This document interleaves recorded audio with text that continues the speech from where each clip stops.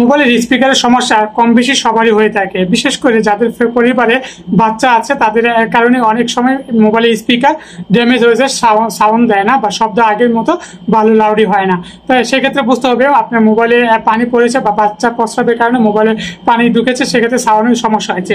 তো আজকে একটি সেটিংস দেখাবো, এই সেটিংসটা যদি প্রয়োগ করে থাকেন তাহলে আপনি মোবাইলের সাউন্ড আপনি ঠিক করতে পারবেন, কোনো সার্ভিসিংয়ের দোকানে যেতে হবে না, অযথা টাকা ব্যয় করতে হবে না।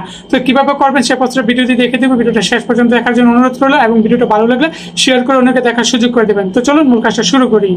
প্রথমে আপনি গুগল ক্রোম ব্রাউজারে যাবেন, ব্রাউজারে এসে আপনি এখানে সার্চ বারে সার্চ করবেন মাই ফিক্সড স্পিকার।